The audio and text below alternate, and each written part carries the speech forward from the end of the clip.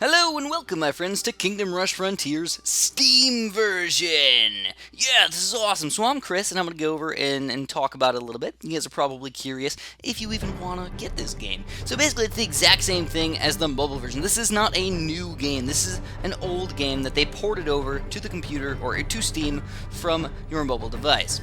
And what does that mean? That means it looks a little bit better. It looks pretty awesome. Obviously, full-on 1080p right in my face action is just awesome sauce. They came out with some new graphics and all that stuff, but nothing too drastic has really changed overall. It's mostly just a port over, same exact game, same exact everything. It just is on your computer now. So that being said, let's talk about the gameplay. So you guys have never played Kingdom Rush Frontiers or Kingdom Rush at all. It's a strategy game and it's a tower defense game, but it's really, really well made. The best way to put it is that they just put so much effort into every single map.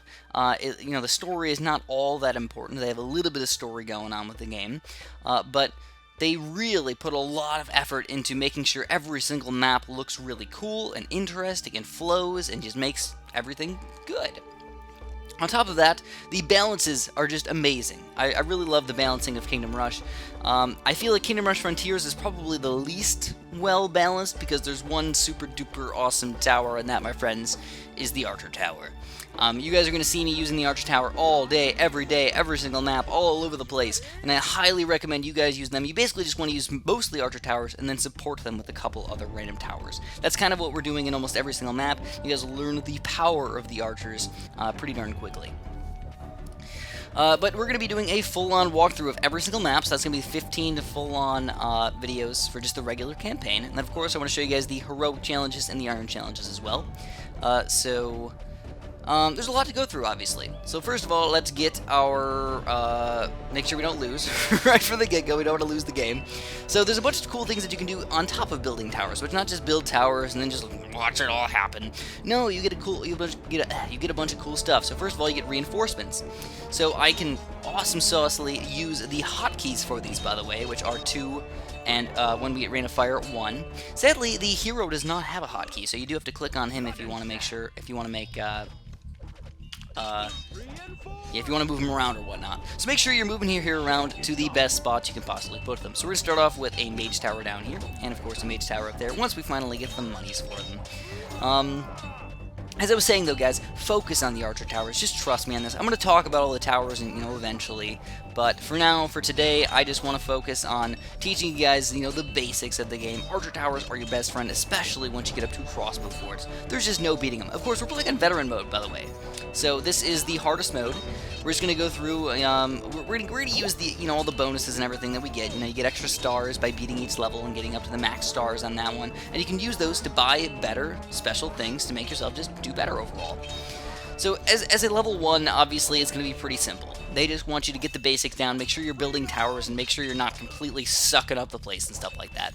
So we're just going to pop a few Archer Towers in the back here just to finish everything up.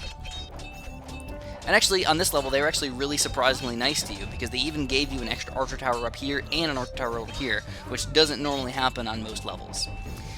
So as I was saying, the level design is really where it comes in. This level doesn't really have that many special things that, move around or happen as things are going on, but on a lot of other levels, if you click certain things, cactuses will move around, there's buffalo that poop and slide across the map and all this stuff, and it's just fun. It's just fun to put all that stuff. You don't have to, for sure, pay attention to the game the entire time. So anyways, here's the Rain of Fire. I would say my favorite thing about the game, or my favorite thing to use, but I think Archer Towers are probably slightly higher on that list. Though we will actually be leveling up the Rain of Fire first on the upgrades. So anyways, first thing I'm going to do, boom, Rain of Fire. Alright, so this is probably not the exact best thing to do, but I'm probably going to get it back in time for when I need it, and I already feel pretty confident in my ability to defend. Build all holders on any given campaign stage. We already did that, look at that. This is actually one of those times where I might have been better off building just a few more mage towers, just because we can't upgrade anything. Look at this, ridiculous, no upgrading anything. So, at this point, obviously, like I said, we're just trying to stop everybody in range of all my cool towers over here. Obviously, Ulrich's doing a fantastic job. Reinforcement's also doing a great job, and we're going to clean all these guys up pretty darn quickly. Actually, this guy's actually sneaking by a little bit, so let's move our hero back there to make sure he doesn't sneak through too far.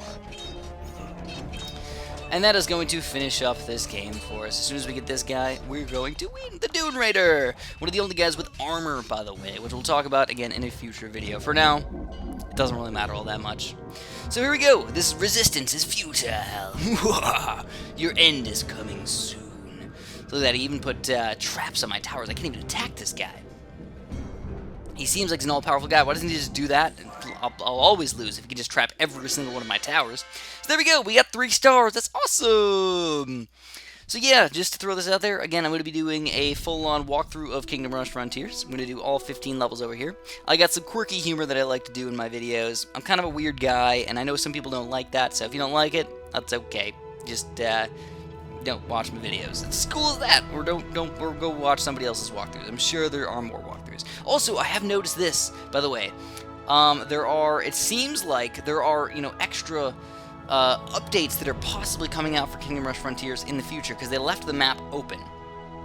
They left the map open, all over here is open, and all up here is open once you finally get through. So, I didn't play through the entire game, I just beat the first 15 levels, and nothing else got unlocked. So I don't know if I have to get all the stars or whatnot, but so far it seems like it's just the 15 levels, but it's definitely open for updates in the future.